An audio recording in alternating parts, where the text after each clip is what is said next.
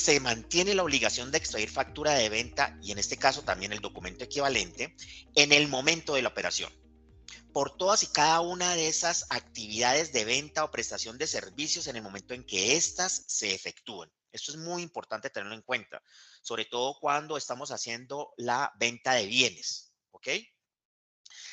Cuando las personas nos preguntan con respecto al tiquete POS y nos dicen, venga, Carlos, lo que pasa es que el tiquete POS me exige a mí extraer factura electrónica por encima de 5 VTs, este tiquete POS, entonces, ¿cómo se incluye dentro de esa regulación que todos teníamos digamos que claramente definida?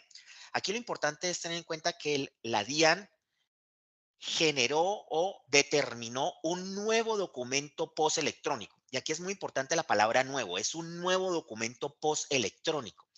El legislador le dio la potestad a la DIAN de determinar los documentos electrónicos que esta entidad requiera, que así lo considere, teniendo en cuenta pues que no puede eliminar regulación anterior, pero con respecto a los documentos equivalentes que ya existen. Pero este documento POS electrónico reemplaza el documento POS o el tiquete POS en papel que podíamos seguir expidiendo hasta los 5 VTs.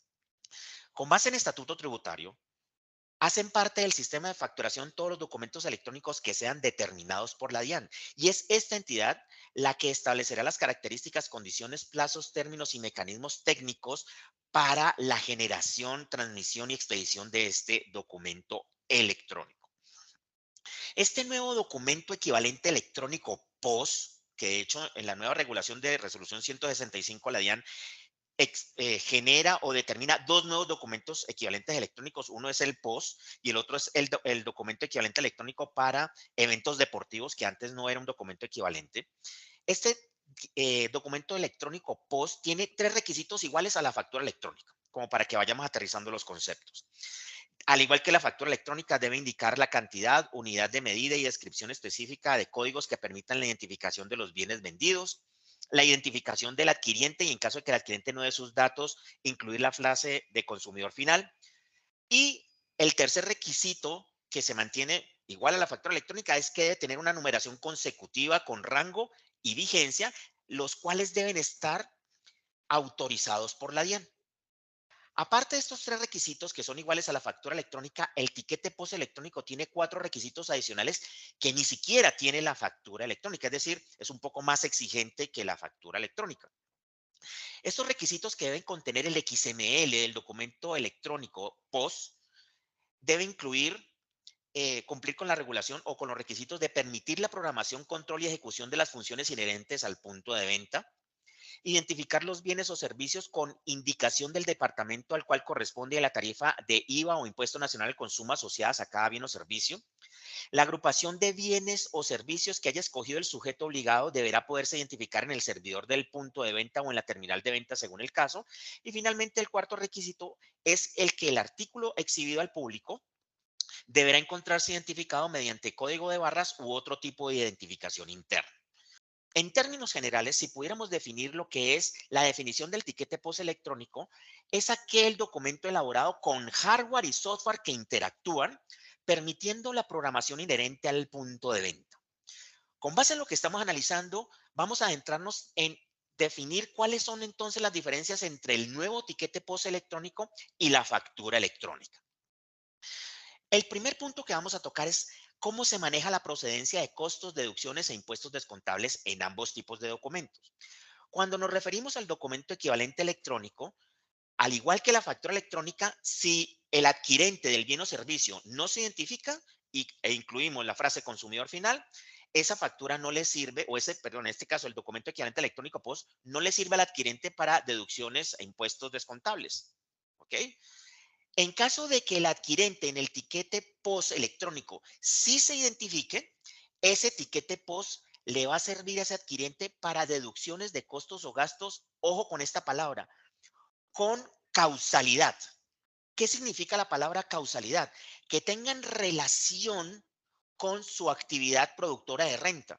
Es decir, si yo voy a comprar en un supermercado, un mercado o algo específico para hacer la cena navideña de la empresa, Pues ese etiquete POS me va a servir para la deducción de costos o gastos.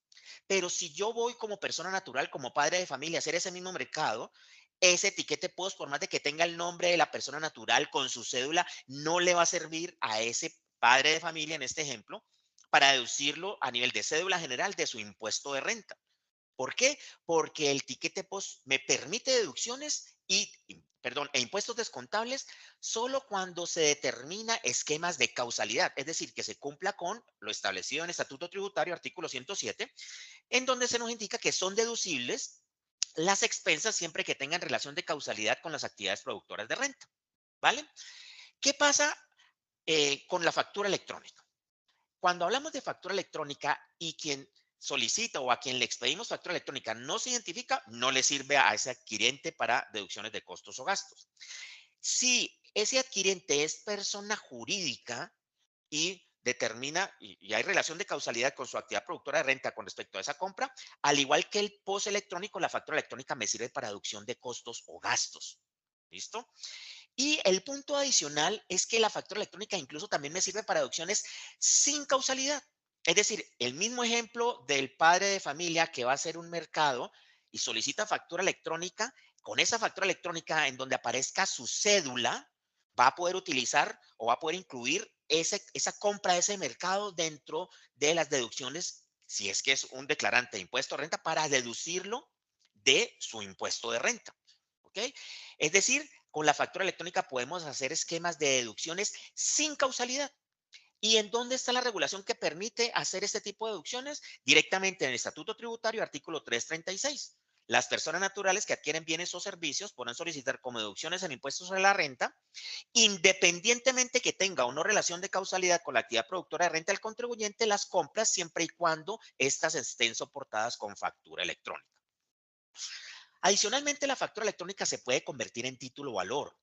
Los documentos equivalentes electrónicos no tienen regulación para que se puedan convertir en título o valor, entonces una factura se puede negociar, puedo llevarla incluso a esquemas de cobro jurídico. La regulación del tiquete POS o de los documentos equivalentes electrónicos todavía no tiene ese alcance y actualmente no tiene, digamos que esa regulación subyacente para que puedan tener ese nivel regulatorio de poderse convertir en título o valor.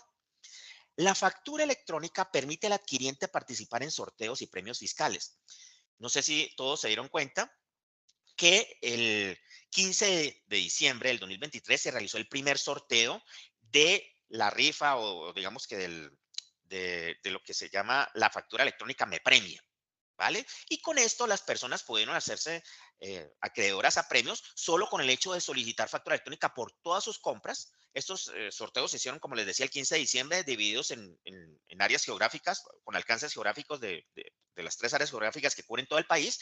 Y digamos que es el solo hecho de solicitar la factura electrónica les permitió tener acceso a participar y en caso de ganar, pues obviamente tener acceso a estos premios. Con base en lo que hemos analizado, las diferencias que existen entre factura electrónica y el nuevo documento equivalente post electrónico son las siguientes. La factura electrónica me cubre operaciones en punto de venta y por fuera de punto de venta. El post electrónico solamente me cubre operaciones en punto de venta. La factura electrónica mantiene los requisitos de la regulación anterior. Es decir, si yo ya estoy acostumbrado a expedir factura electrónica, los cambios, digamos, van a ser mínimos. Lo vamos a analizar, pero digamos que siguen manteniendo la misma estructura del documento invoice, del documento electrónico invoice, como lo venimos analizando anteriormente o lo veníamos implementando anteriormente, solamente incluyendo los cambios que vamos a analizar más adelante en esta presentación. El post electrónico, si tenemos en cuenta los requisitos de la factura electrónica, básicamente tiene los mismos que la factura electrónica, pero tiene 4 adicionales. Es decir, es un poco más exigente que la factura electrónica. Cuando yo expido factura electrónica, el adquirente no necesita solicitar factura electrónica. Cuando yo expido post electrónico, el adquirente sí necesita solicitar factura electrónica si es que la requiere. Es decir, con, cuando yo manejo post electrónico, debo tener en mis puntos de venta tanto un consecutivo de post electrónico como un consecutivo o una resolución de factura electrónica. 2 resoluciones distintas con 2 integraciones distintas dependiendo del caso. La factura electrónica me soporta deducciones con causalidad. Es decir, si la operación tiene relación de causalidad con la actividad productora de renta y el post electrónico lo mismo, tiene la posibilidad de deducciones con causalidad. La factura electrónica permite soportar deducciones, compras con deducciones sin causalidad. La respuesta es sí. El post electrónico ya no me permite regulatoriamente deducciones o tener acceso a impuestos descontables en donde esa compra no tenga relación de causalidad con mi actividad productora de renta. Cuando hablamos de factura electrónica, hablamos de un documento que en operaciones a crédito se puede convertir en título o valor. Cuando hablamos del POS electrónico, hablamos de un documento que en operaciones a crédito no puede convertirse en título o valor.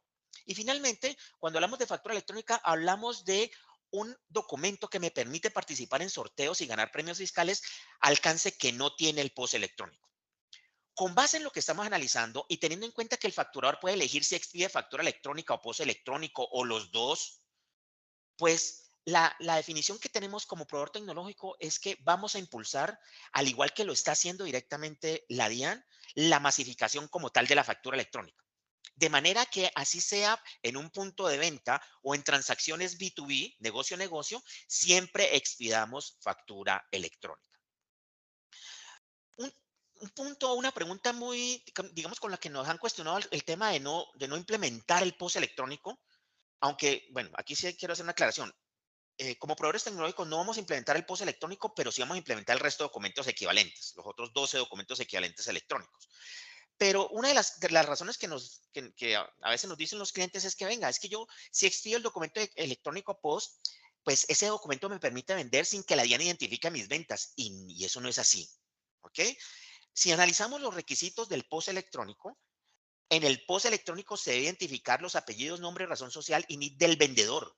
Eso no tiene, digamos que, diferencias con la factura electrónica. Se deben discriminar los impuestos. Se debe incluir el valor total de la operación. Y en los requisitos específicos del POS electrónico se deberá incluir la cantidad, unidad y medida de descripción específica de los bienes o servicios que se están contratando por parte del adquirente.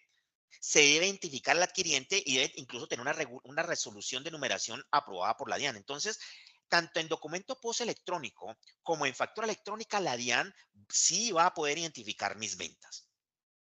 ¿Cuál es el calendario de implementación del documento equivalente electrónico? Y aquí es importante hacer un alto en el camino. Una vez entre en vigencia el documento equivalente electrónico en las fechas de estos calendarios, el facturador que optó por expedir tiquetes POS, en este caso POS en papel, y que vaya a pasarse a POS electrónico, en el momento en que se cumplan estos calendarios, podrá tomar la decisión si continúa siendo ya a partir de esas fechas tiquete POS electrónico, con validación previa, obviamente, o simplemente todas sus transacciones las lleva a factura electrónica.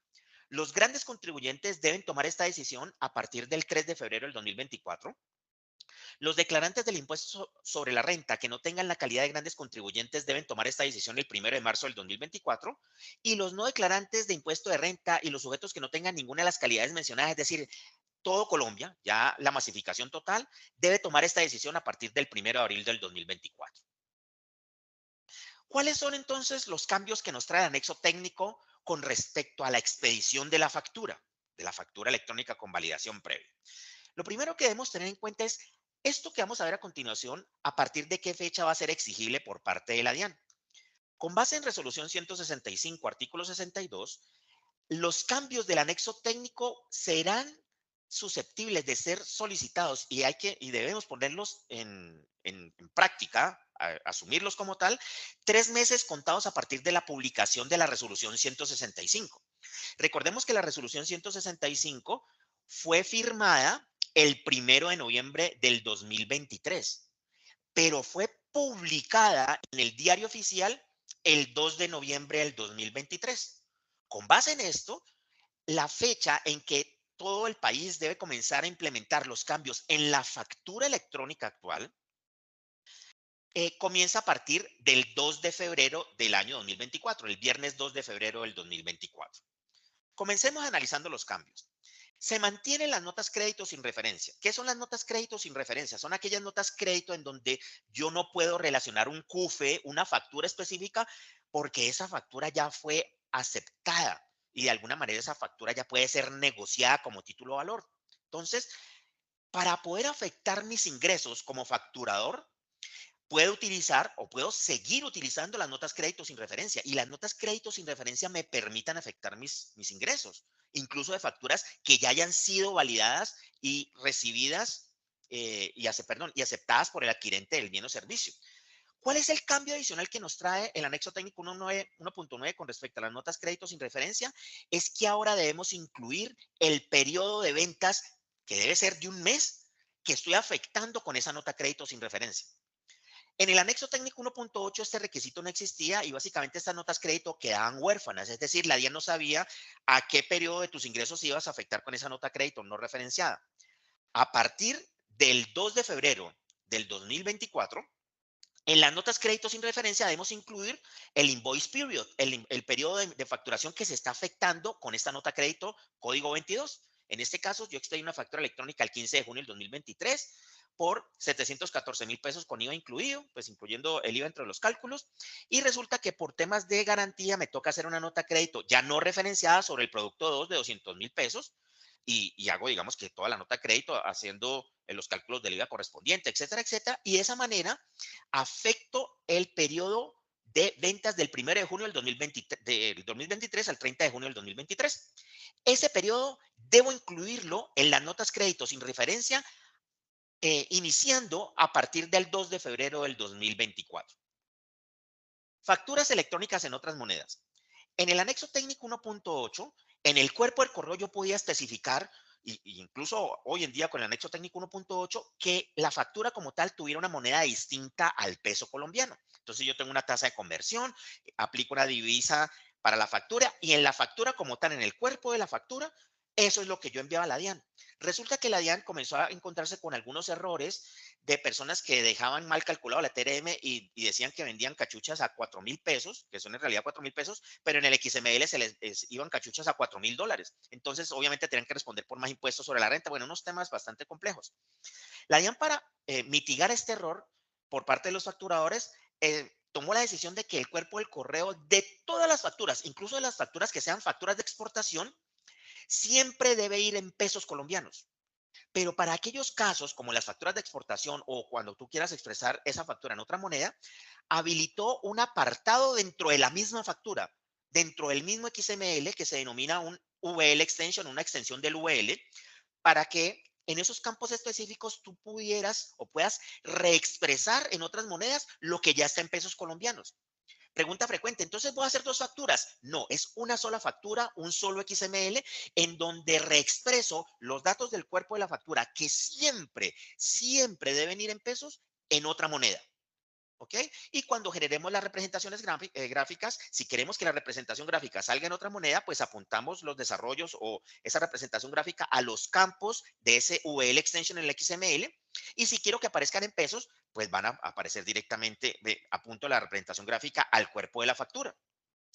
Si yo envío a la DIAN una factura de exportación, tipo exportación, y cuando le solicita a la DIAN que me muestre la representación gráfica que genera la DIAN, pues la DIAN va a apuntar esa factura de exportación a los campos del VL Extension para que se presente en representación gráfica con la moneda que yo especifique, que yo reexpresé los datos de la factura en ese apartado del XML.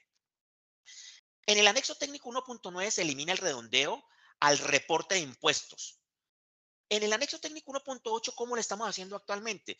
Yo tengo el producto número 1, vale 1,150 pesos con 32 centavos. El impuesto calculado me da 100 pesos con 24 centavos. Entonces, yo ese el impuesto en el XML y en la representación gráfica digo que en realidad el impuesto de ese producto uno no es 100 pesos con 24, sino 100 pesos. ¿Vale? ¿Qué pasa con esos 100 pesos? 100 pesos es lo que yo llevo a mi contabilidad, 100 pesos es lo que yo pago, 100 pesos es lo que yo reporto en los formularios de declaración de impuestos. Finalmente, lo que pago a la DIAN son 100 pesos. Aparte de los redondeos, al pie de factura yo tengo también la posibilidad de aplicar una holgura. La holgura me permite llevar a valores cerrados los pagos por la factura para tener, digamos, que la posibilidad de hacerlo con las divisas de peso colombiano. Entonces, en anexo técnico 1.8 hago redondeos de impuestos y también puedo aplicar holguras para que el total de la factura me dé, digamos, que valores cerrados. ¿Qué pasa con el anexo técnico 1.9? La DIAN dice, no, de ahora en adelante, lo que se calcule a nivel de impuestos en cada una de las líneas de la factura es lo que usted me debe reportar, es lo que usted me debe pagar, es lo que usted debe contabilizar, es lo que usted debe llevar a los formularios de declaración de impuestos. Entonces, Si el cálculo del impuesto me dio 100.24 para el producto 1 en la línea número 1 de la factura, pues ya no voy a poder hacer redondeo y lo que reporto van a ser 100 pesos con 24 centavos por ese impuesto que está dentro de la línea número 1. Ahora bien, sigo manteniendo la holgura. Entonces, el total me va a dar, digamos que ya incluyendo los valores de redondeo de los impuestos, pero con la holgura al final, el valor a pagar por parte del adquirente del bien o servicio, lo puedo todavía llevar a esquemas de valores cerrados por el esquema de holgura, ya no por el esquema de redondeo de impuestos. En anexo técnico 1.8 tenía redondeo y holgura, en el anexo técnico 1.9 ya no tengo redondeo, pero sigo manteniendo la holgura. En las facturas electrónicas del anexo técnico 1.8, la DIAN no validaba que los datos del emisor, es decir, a quien se le cargan los ingresos por esa venta, correspondieran al RUT. Entonces, se pueden presentar casos en donde el RUT del emisor aparezca a nombre de Almacenes XYZ con un NIP, pero por datos bien intencionados o que se le pasaron al facturador, fueron los datos del representante legal, el NIP del representante legal. Entonces, a efectos tributarios, los ingresos de esa factura le quedan es a la persona del representante legal y no al RUT del emisor. La DIAN digamos que sustentar o para minimizar el impacto de estos errores, ahora está haciendo la validación de que los datos del emisor, de quien está soportando el ingreso por esa factura, deben ser consistentes con los datos que tiene en su RUT, incluyendo que la razón social sea exactamente la misma. Aquí es importante tener muy bien definidos los datos fiscales en los sistemas ICG, Javio Post, para que con base en esos datos las facturas cumplan debidamente con estas reglas y no tengan esquemas o alcances de rechazo por parte de la DIAN. No vamos a poder anular facturas con notas crédito no referenciadas. Es decir, cuando nosotros utilizamos notas crédito para poder hacer anulaciones como tal, es decir, que por el principio de realidad económica, una operación no se llevó a cabo, pues es válido hacer una nota crédito referenciada, es decir, venga, yo le expedí a usted una factura, resulta que usted nunca me vendió eso a mí, por temas de realidad fiscal, de realidad económica, yo puedo hacer una nota crédito con base en ese CUFE y utilizo el código 2, anulación de una factura electrónica. ¿Vale? Pero si yo quiero utilizar una nota crédito no referenciada que obedezca a una operación que sí se llevó a cabo, es decir, yo te vendí un bien, tú lo aceptaste, me diste la aceptación, aceptaste el bien y finalmente hiciste la aceptación expresa de ese bien, y por esquemas de garantías o por alguna inconformidad de algo que yo te entregué, tengo que, digamos que, reversar esa transacción, ya no voy a poder utilizar la anulación de una factura electrónica. ¿Qué voy a poder utilizar para hacer ese tipo de anulaciones? Voy a poder utilizar, supongamos, el código 3, que es rebaja o descuento parcial o total. ¿Cuál es la base regulatoria para entender un poco mejor este punto? La doctrina de la DIAN, en el concepto unificado número 106 del 2022, nos indica en el descriptor 3186 que la anulación de la factura de venta podría efectuarse cuando la operación económica que se soporta no se lleva a cabo. Sin embargo, no es posible anular la factura de venta cuando la operación de venta o prestación del servicio se efectúa y no se recibe pago de la misma. Entonces, vamos a poder reversar transacciones, sí, pero ya no vamos a poder utilizar el código 2, el código de nota crédito 2, que es anulación de factura electrónica. Vamos a poder utilizar el código 1, el 3, el 4, el 5 o el 6. Como les decía, el código número 3 nos permite incluso hacer un descuento total sobre esa factura. Tal vez el cambio más importante que trae el anexo técnico 1.9 es o corresponde a las fechas de generación que deben estar alineadas con la fecha de firma de la factura por parte del facturador y que debe corresponder al mismo día.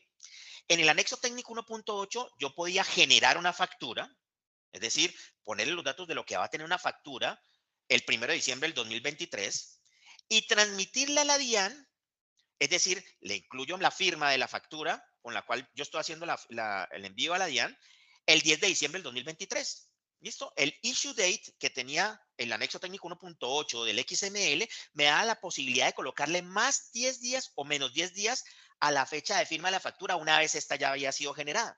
Y no tenía ningún problema, cumplía con la regulación.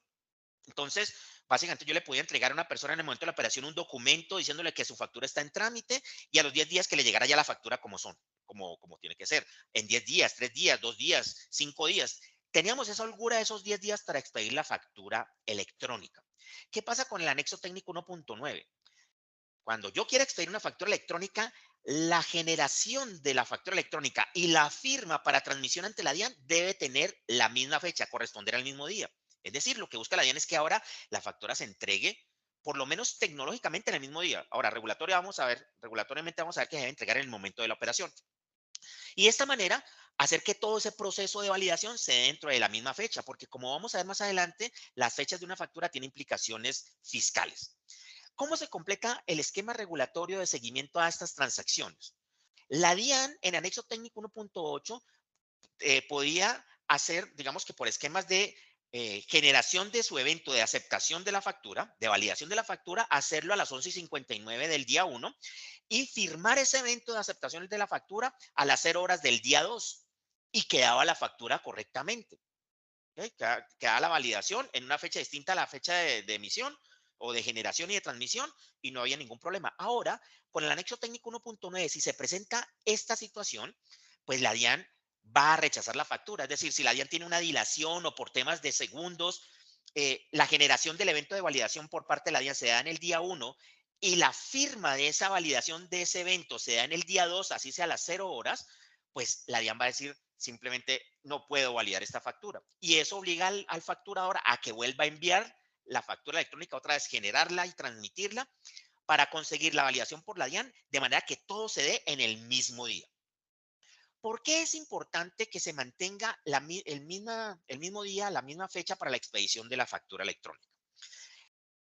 Retomemos con lo que comenzamos esta presentación, resolución 165, artículo 5, cuando hablamos de la obligación de expedir la factura de venta por todas y cada una de las operaciones en el momento de que éstas se efectúen. Con base en doctrina de la DIAN del 10 de agosto del 2013, incluso muchas veces lo han dicho, la expedición de la factura no puede postergarse ni anticiparse en la medida que su fecha de expedición conlleva efectos de carácter fiscal. ¿Listo? Recordemos que la ley 42 del 93 establece lo que es un control fiscal.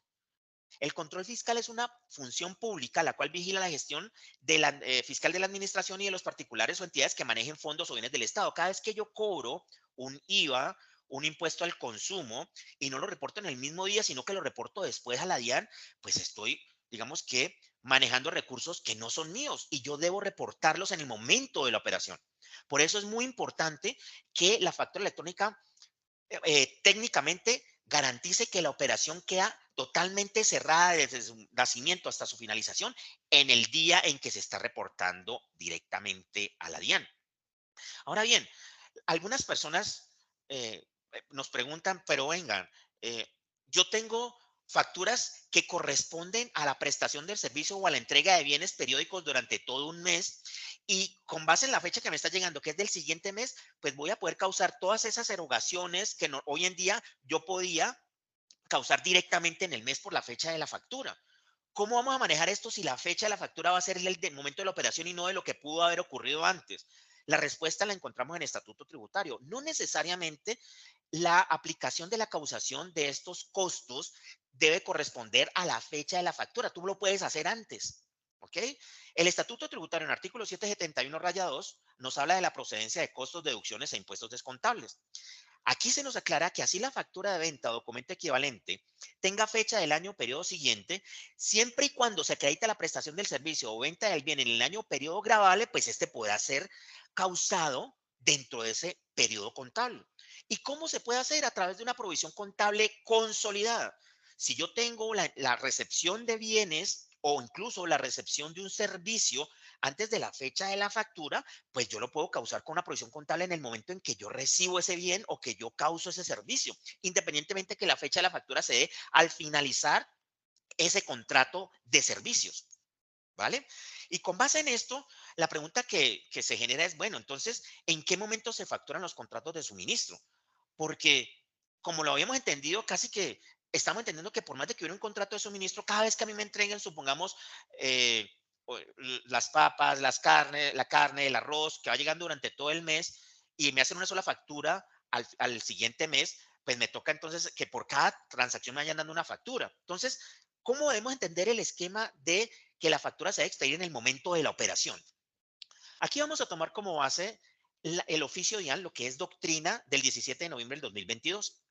Le preguntan a la DIAN cómo se deben facturar los servicios que se prestan bajo la modalidad de tracto sucesivo, donde la operación de prestación del servicio es continua y se mantiene por el tiempo que se establezca en el contrato. ¿Qué responde la DIAN? Tratándose de operaciones que comprometan o que comportan volúmenes altos de ventas y que se realizan en cumplimiento de un contrato de suministro, con base al artículo 968 del Código de Comercio, que ahorita lo vemos, cada operación de venta de suministro debe estar soportada con la respectiva factura. Aquí es donde nos dicen, sí, ve, Carlos, cada vez que me traigan un paquete de papas o una carne me va a tocar hacer factura y eso es inmanejable. Aquí la DIAN, sin embargo, nos dice que este aspecto, sin embargo, corresponde a las partes determinarlo. Ah, bueno, podemos determinarlo entre las partes. Incluso siendo viable en consecuencia que el pago se realice por un conjunto de prestaciones. Así las cosas, toda vez que no se trata de una operación independientemente considerada, sino del cumplimiento de una obligación de tracto sucesivo bajo la premisa de un contrato de suministro, dicha operación, al considerarse sucesiva, homogénea y global, puede facturarse, ojo con esto, sin que se exceda de un mes. Entonces, lo máximo que puedes acumular son operaciones de un mes. ¿Qué es un contrato de suministro? Con base en Código de Comercio, artículo 968, el suministro es el contrato por el cual una parte se obliga a cambio de una contraprestación a cumplir en favor de otra en forma independiente prestaciones periódicas o continuadas, ojo con esto, de cosas o servicios. No necesariamente son servicios, no necesariamente son cosas, pueden ser cualquiera de las dos. ¿Ok? Y cuando se dé ese contrato de suministros, yo puedo hacer facturas por las transacciones sin que esto exceda un mes. Esto básicamente son los cambios que nos trae el anexo técnico 1.9.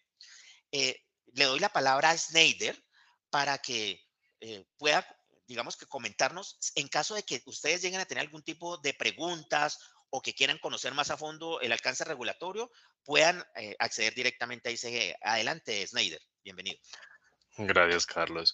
Bueno, sí, la invitación acá a todos los asistentes es en esta imagen que estamos viendo acá, en este QR, que incluso ahí tenemos también el número, que podamos hacer el escaneo y allí podamos ir suministrando como todas esas preguntas e inquietudes que van surgiendo con toda esta normatividad que Carlos nos está expresando, que realmente son cambios que, como decía Carlos, tenemos un tiempo y prácticamente estamos ya a portas de dar inicio como con toda esta normatividad, toda esta reglamentación que tenemos.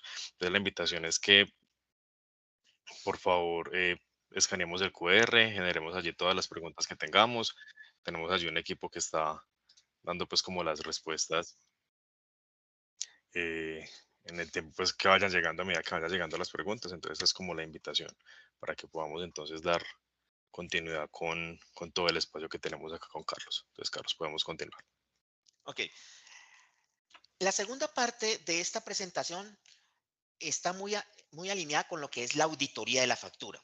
A veces nos preguntamos, esto, tengo digamos que cierto temor con respecto a las auditorías que se están llevando a cabo por parte de la DIAN, o incluso las personas pueden hacer una auditoría. ¿Cómo funciona un poco esto de la auditoría sobre la factura? Tengamos en cuenta que para esquemas de auditoría, uno de los sujetos que tiene más preponderancia en esas auditorías incluso son los adquirentes de los bienes y servicios, no necesariamente la DIAN. Y estos sujetos pueden hacer auditorías de las facturas a través de los códigos QR que se incluyen o en las representaciones gráficas o en los documentos físicos de una factura de talonario de papel. Estos son los esquemas de auditoría. Recordemos que por resolución 165, artículo 34, la DIAN tiene un alcance de validación técnico, es decir, solamente te valida lo que está en artículo 11, que se cumpla con anexo técnico, que los cálculos sean correctos, pero finalmente quien dice que lo que está en la factura, en verdad sí se lo vendieron, ese es el precio, eso es en realidad lo que él está comprando en el momento que lo está comprando, pues eso solo lo sabe el adquirente. Y de hecho, este artículo 34 nos indica que será responsabilidad del adquiriente la revisión para efectos de que se cumpla con lo establecido en estatuto tributario, es decir, que estén los datos que son, que ese IVA que me están cobrando ahí yo después me lo pueda descontar si son temas descontables o si ese almuerzo o esa cena en realidad me costó lo que me costó porque es lo que yo estoy pagando o me están cobrando más de lo que está en la factura. Todo ese tipo de auditorías también hacen parte del adquirente del bien o servicio y esta persona hace esa auditoría a través del código QR. El código QR se compone de unos datos de identificación de las transacciones electrónicas que son el CUFE Lo vamos a explicar más adelante. Aquí lo importante es que el facturador debe tener la capacidad de calcular el CUFE y el CUDE para que pueda ser enviado a la DIAN y que la DIAN le muestre esa información a los adquirentes para que ellos puedan hacer estas auditorías. El anexo técnico 1.9 nos indica que las especificaciones del CUFE y el CUDE deberán aplicarlas el obligado a facturar electrónicamente, el OFE, como dice en la diapositiva, como una medida de ampliación del proceso de expedición de las facturas electrónicas. ¿Qué es el CUFE y el CUDE? Cuando hablamos del Código Único de Factura Electrónica, estamos hablando de un elemento alfanumérico que permite identificar de manera inequívoca cada una de las facturas que se expiden en el país. De la misma manera, cuando hablamos de un código único de documento electrónico, más conocido como CUDE, es un requisito de los demás documentos que no son factura electrónica. ¿Como cuál? Como la factura de talonario o de papel. ¿Listo? En la factura de talonario y papel hace parte del sistema de facturación, se identifica con un CUDE cuando se expide a través de sistemas informáticos como ICG, Post, y de esa manera poder darle al adquirente las herramientas para que pueda auditar esa factura. El CUFE y el CUDE, independiente, o sea, si es documento factura electrónica o documento factura de talonario de papel, se incluyen en el código QR. Es una concatenación de datos que trae la misma factura. Número de factura, fecha de factura, hora de factura, etcétera, para que con esos datos podamos adicionarle lo que es la URL en la página o la dirección en Internet de la plataforma de la DIAN en donde los adquirientes de bienes o servicios pueden auditar esas facturas escaneando ese código QR. El código QR, como les estábamos explicando anteriormente, permite al adquirente auditar la factura.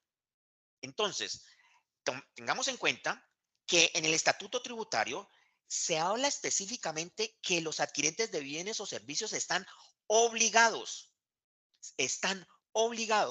a exigir las facturas o documentos equivalentes que establezcan las normas legales, al igual que exhibirlos cuando los funcionarios de la DIAN debidamente comisionados así lo exijan. Entonces, si una persona sale a un establecimiento y se encuentra con un funcionario de la DIAN que está haciendo una auditoría y le dice, venga, usted salió con estos bienes, muéstreme la factura. Y dice, no, yo no la solicité, esa persona puede tener una sanción porque es un deber del adquirente del bien o servicio solicitar la factura o exigir la factura electrónica. Ahora bien, cuando nosotros como facturadores enviamos estas facturas electrónicas a la DIAN y la DIAN nos dice que la factura ha sido validada correctamente. Uno dice, listo, ya la factura cumplió con todos los requisitos. Y no necesariamente es así. Con base en resolución 165, artículo 34, donde se nos explica el alcance de la validación por parte de la DIAN tiene como alcance la verificación del artículo 11, los requisitos del artículo 11. Nada más. Ahí está anexo técnico, están los cálculos, etcétera, etcétera. No obstante, la responsabilidad sobre la exactitud, contenido y cumplimiento de requisitos de tipo formal y sustancial corresponden al facturador electrónico y además sujetos responsables, y asimismo también será responsabilidad del adquirente para la revisión de que se cumplan con los requisitos de estatuto tributario y las demás disposiciones. Pregunta, ¿el código QR incluso se incluye también en el momento de la operación, así yo no tenga internet? ¿O así el servicio de la DIAN no está disponible? Analicémoslo. La regulación, resolución 165 y anexo técnico 1.9, nos indican que cuando la DIAN tenga inconvenientes tecnológicos, nosotros estamos en la obligación de seguir expidiendo la factura electrónica sin el documento de validación previa. Hay unos requisitos, si la DIAN está en demora, si la DIAN me genera un mensaje de demora o error, pues yo sigo expidiendo mis XML sin validación previa. Eso no detiene mi operación. O sea, me detengo mientras la DIAN me formaliza su esquema de inconveniente tecnológico. Y a nivel de documento, o digamos que documento electrónico de generación, solamente entrego ese XML sin el attached document, es decir, sin la leyenda o sin el documento que me dice que eso ya fue validado por la DIAN. La DIAN me autoriza a que yo como facturador siga extendiendo la factura electrónica sin validación previa.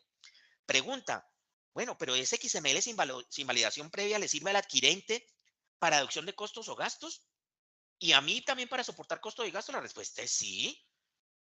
Con base en el artículo 33, este tipo de XML sin validación previa será válido como soporte a la venta del bien o prestación del servicio, así como de costos, gastos, deducciones, descuentos, exenciones, activos pasivos e impuestos descontables. Y con base a que yo puedo calcular un CUFE, para este documento electrónico, pues esa representación gráfica que le entrego al adquirente del bien o servicio va a tener un código QR, teniendo en cuenta de que esta representación gráfica debe denominarse como factura electrónica de venta tipo 04. Y esto es muy importante tenerlo en cuenta, porque aquí le estoy diciendo al adquirente que cumplí con mi deber de expedir la factura electrónica en el momento de la operación, así la DIAN tenga inconvenientes tecnológicos. ¿Y cómo se da cuenta el adquirente que le estoy entregando un documento sin validación previa? Pues porque en el título de la representación gráfica dice factura electrónica de venta tipo 04. Oiga, pero esta gente de factura checa de dónde sacó el tema de que esa representación gráfica hay que ponerle factura de venta tipo 04. El anexo técnico 1.9, en el descriptor 13.2, nos habla de cómo se deben codificar el significado de los documentos electrónicos. De hecho, nos indica que estos documentos representan acciones comerciales y mercantiles que amparan o soportan transacciones relacionadas con este documento electrónico. Para el caso de el código 04, estamos hablando de una factura electrónica de venta tipo 04 cuando la DIAN esté con inconvenientes tecnológicos. ¿Qué pasa si el facturador electrónico tiene inconvenientes tecnológicos? Algo que pasa mucho. Me quedé sin internet por 5 minutos, o por 15 minutos, o por una hora. La misma resolución 165 en artículo 37 nos dice que cuando el facturador tenga inconvenientes tecnológicos que impidan el cumplimiento de expedir la factura electrónica de venta con validación previa, podrá expedir factura de venta de talonario de papel. Y aquí todo el mundo dice, pero venga, entonces me toca sacar un talonario con, preimpreso con la resolución de los litógrafos. No, de hecho yo la puedo expedir a través de sistemas informáticos electrónicos, es decir, a través de ICG, HioPost, sin ningún tipo de inconveniente. ¿Ok? La factura de talonario de papel será válida como soporte de venta, así como de costos, gastos, deducciones. La persona que ya se llevó su factura de talonario de papel ya le sirve para opción de costos o gastos. Se imprime incluso desde una impresora térmica como la que podemos tener en nuestros puntos de venta. Ese documento físico debe denominarse como factura de venta de talonario de papel para que el adquirente sepa que esa factura fue expedida en un momento en que yo como facturador no tenía internet, pero cumplí con mi obligación de expedir la factura y esa factura le sirve al adquirente para esquemas tributarios. Esa, ese ejemplar físico de la factura de venta de talonario de papel, cuando se genera a través de sistemas informáticos electrónicos como ICG, debe también incluir un código QR. En ese caso ya no calculamos un CUFE sino un CUDE. Y con esto la persona va a poder hacer auditoría de que esa factura finalmente sí fue transmitida a la DIAN. ¿Vale? Entonces, ¿cómo sería un resumen de los casos de cálculo de CUFE y cálculo de CUDE para los códigos QR? Si yo expido una factura electrónica de venta en donde la DIAN está bien y yo estoy bien con mi internet 99% de las veces, pues escaneo su código QR y no hay ningún problema. Si la DIAN está acá en el momento de la operación, expido una factura electrónica cuyo nombre es factura electrónica de venta tipo 04 y calculo también un QR con una dirección en donde debe aparecer esa factura cuando sea transmitida a la DIAN. Si yo como facturador estoy con inconvenientes tecnológicos, expido una factura de talonario de papel. Aquí no hay un XML de por medio para generar estos datos. El XML se arma después. Entonces, incluyo dentro de ese documento físico el código QR calculado con el código CUDE para que al final, digamos que en la operación del adquirente, este pueda hacer la auditoría correspondiente. Ahora bien, ¿cómo opera la auditoría? Si yo expido una factura electrónica de venta, en donde dice en la representación gráfica factura electrónica de venta y eh, me indica también que hay una fecha de validación por parte de la DIAN porque hay una fecha electrónica, estamos hablando de una factura electrónica. Y en el momento en que yo escaneo esa representación gráfica, me aparece una imagen como la que estamos viendo, lo sentimos, pero ese documento no existe. Pues señoras y señores, estamos ante un documento apócrifo, un documento que no obedece a la realidad y que puede llevar a sanciones al facturador. ¿Y quién hace la auditoría? El adquirente del bien o servicio. Esta persona puede llevar este caso ante la DIAN y decirle, venga, a mí me expidieron un documento apócrifo y pueden cerrar el establecimiento porque está extendiendo facturas sin cumplimiento de requisitos. ¿Ok? Este código QR le permite a los adquirentes hacer este tipo de auditorías. Entonces, si extraímos una factura electrónica de venta en donde tecnológicamente podemos calcular un CUFE, poner una URL de la DIAN porque eso está en anexo técnico, y la persona lo escanea y finalmente ese documento no ha sido transmitido, está ante un documento apócrifo. Debemos tener mucho cuidado con este tipo de facturación.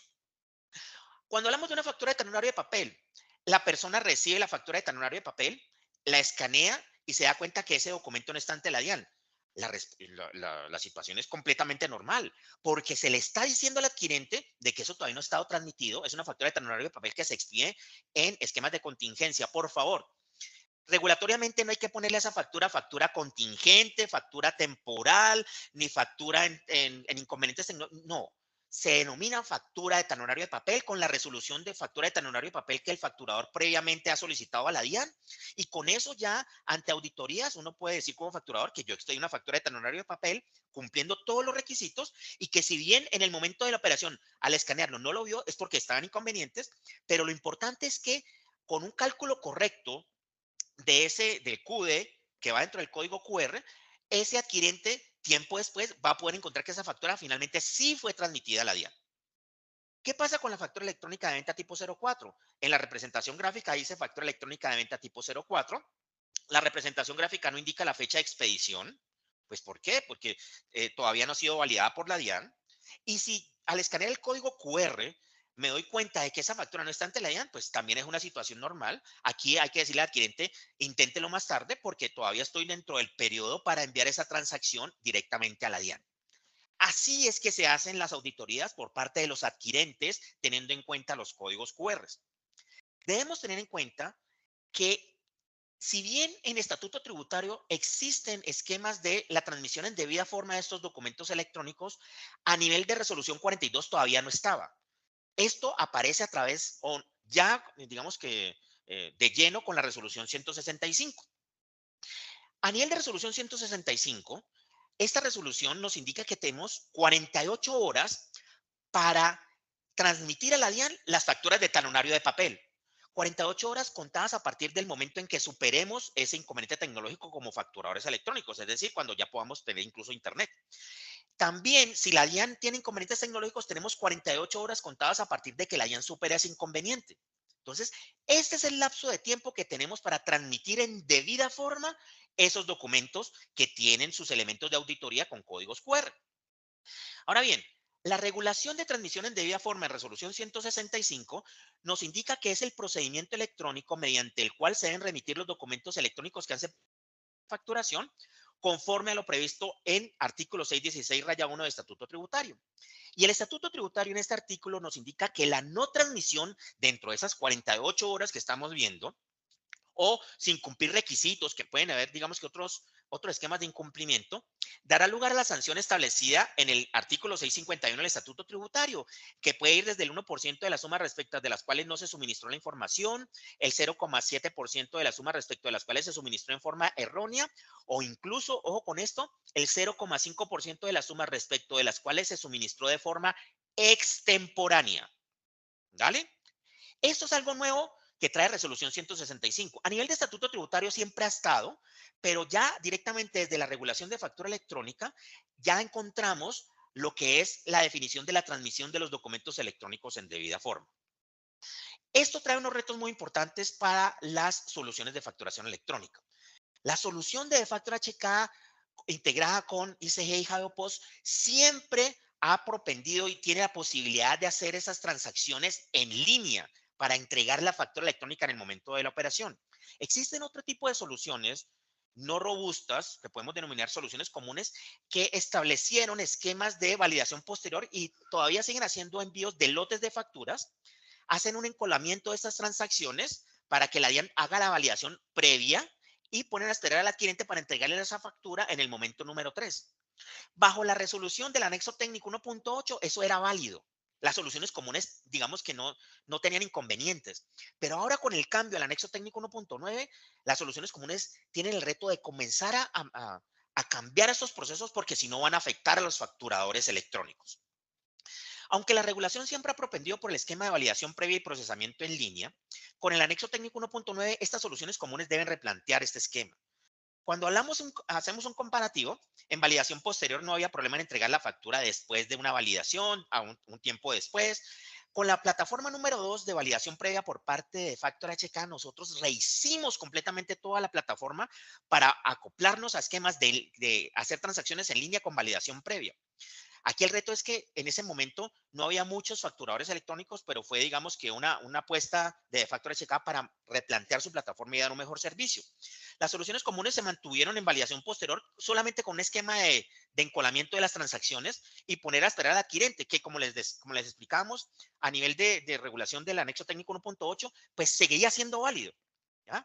Ahora el reto es que como sí o sí la factura debe expedirse en el mismo momento de la operación, las soluciones comunes deben ahora acoplarse a hacerlo, dejar de un lado los esquemas de envíos de lotes de facturas y poner a esperar al adquirente y hacerlo en línea una por una, que eso es un reto bastante importante. De hecho, de Factor HK, con la integración que tenemos con ICG, nos hubiéramos podido quedar quietos con la plataforma 2.0 porque esa plataforma 2.0 ya aplica y cumple con el anexo técnico 1.9. Pero lo cierto es que venimos desde hace un año creando una nueva plataforma mucho más eficiente, preparada para la masificación de una facturación completamente en línea. Y esa es la plataforma que estamos lanzando al mercado, llamada la plataforma 3.0 de validación masiva de facturación electrónica. Ojo con esto, totalmente en línea. ¿Cuáles son los escenarios a los que se enfrentan las soluciones comunes que hacen procesamiento fuera de línea teniendo en cuenta los esquemas de auditoría? Las soluciones comunes corren el riesgo de que el adquiriente audite una factura electrónica antes de transmitirla a la DIAN. O sea, como ya vimos, es relativamente sencillo calcular un CUFE, generar un código QR y inducir el error al adquirente para que cuando reciba una representación gráfica, pues diga que está bien. Pero si ese adquirente quiere escanearlo, se encuentra con que esa factura no ha sido transmitida, es decir, le cobraron algo que todavía la DIAN no se ha enterado que le han cobrado. Puede poner un caso ante la DIAN. Incluso estas soluciones comunes pueden poner a correr el riesgo al facturador de que eh, la factura que le expidió nunca sea transmitida a la DIAN, porque como hacen un esquema de envío en lotes, por alguna razón cambia de día, les toca volver a hacer una nueva factura, él cambia una factura con una nueva fecha, cambia el código del CUFE y esa factura que yo ya expedí en el día anterior, pues va a quedar completamente aislada. Es decir, a los 3 días, a los 5 días, ese adquirente del mismo servicio va a escanear ese código QR y nunca va a encontrar esa factura en la plataforma de la DIAN. Antes, digamos que las soluciones comunes digamos que decían, venga, pero es que es difícil que una persona le ponga a mandar un correo, ir ante la DIAN a poner una queja, una observación, etcétera, etcétera. No, miren, la DIAN ya implementó una cuenta de WhatsApp. Todos los adquirentes de bienes o servicios estamos a un mensaje instantáneo de distancia de colocar una observación o una denuncia ante la DIAN.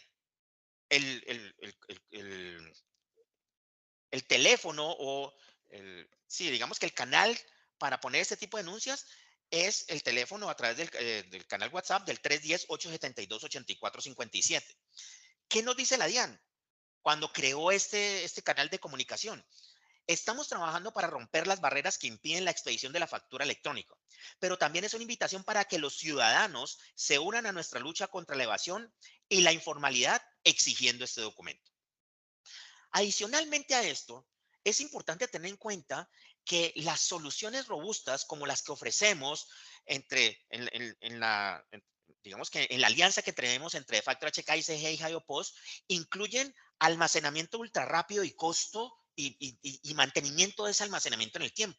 Hoy en día, cuando tú expides un tiquete post, ese tiquete post en papel dura 1 minuto en la mano del adquirente y termina en la basura. ¿Ok? Ya con los esquemas de auditoría de la DIAN, teniendo en cuenta estatuto tributario, debemos tener en cuenta que las personas o entidades, contribuyentes o no contribuyentes, ojo con esto, deberán conservar por un periodo mínimo de 5 años, contados a partir del primero de enero del año siguiente, la expedición o recibo de los documentos que permitan acreditar ingresos, costos, deducciones, descuentos o exenciones. En el caso de una venta de un almuerzo, pues ahí tuviste un ingreso sobre el cual hay que pagar un impuesto. Y para acreditar ese ingreso hay que almacenar esas transacciones electrónicas por al menos 5 años y puede llegar incluso hasta 6 años, contando el 1 de enero del año siguiente a cuando se generó la operación. Esto se transforma entre 60 y 72 facturas mensuales de hosting que recibimos los, digamos que en este caso de Factor HK como proveedor del servicio, para darle tranquilidad a cada uno de los facturadores de que sus transacciones están quedando debidamente resguardadas.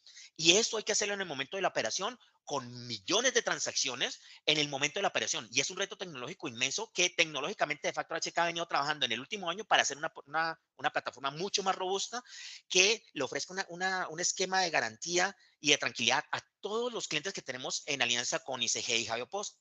Las soluciones comunes pueden estar pensando, pueden tener soluciones en donde no almacenen las transacciones y simplemente en el momento de que la DIAN lo solicite puede ir directamente a plataformas donde están almacenadas esas transacciones por parte de la DIAN, lo cual no estaría cumpliendo con la regulación, porque debe estar almacenada directamente por el adquirente perdón, por quien presta o por el proveedor del bien o servicio.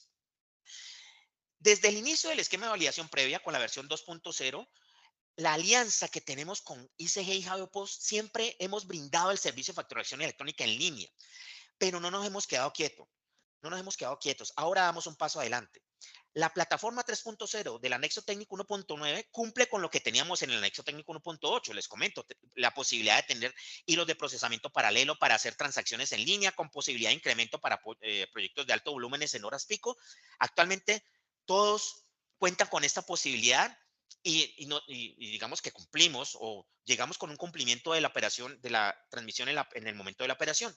La nueva plataforma 3.0 tiene mejoras en la eficiencia de los procesos de software para masificación y optimización de los esquemas de almacenamiento de transaccionalidad de la plataforma anterior, lo cual incluso conlleva la reducción de costos de servicios en planes a partir de 4.900 transacciones anuales. Con esto terminamos lo que es la presentación de los cambios del anexo técnico 1.9 y resolución 165. Eh, no sé si hay algún tipo de preguntas. Muchísimas gracias.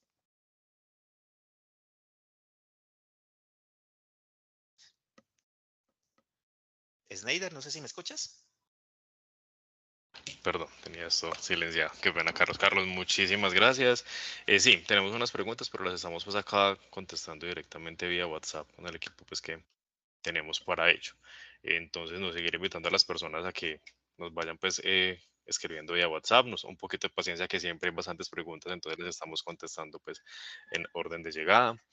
Carlos, agradecerte por el espacio, por estar acá con nosotros explicándonos y enseñándonos bastante acerca de todos estos cambios que vienen y que realmente pues son muy, muy importantes. Invitar a todos los participantes a que realicemos una breve encuesta que vamos a dejar acá en el chat y recordarles que estamos contestando las preguntas vía WhatsApp.